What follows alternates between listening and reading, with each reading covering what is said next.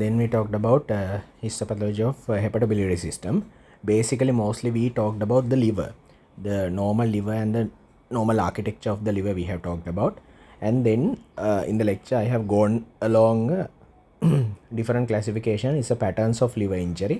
I talked about common patterns of liver injury.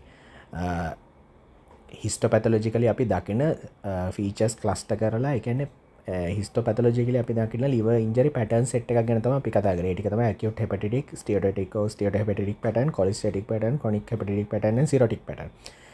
මේ ටිකට අදාළව මේ එක එක in each one of those we talked about the common histopathological features and the common disease entities that present with these features, right?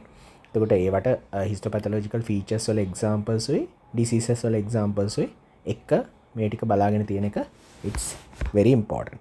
All right, and yeah, it's about this whole thing is of utmost importance.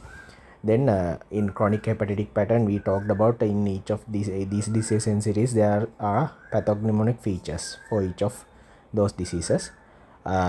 You have to know all those things like alpha 1 antitrypsin deficiency, there is past D, past negative, past D positive globules, and such accordingly there are a set of features that we have discussed. You have to go through those. And then we talked about tumors and tumor-like conditions.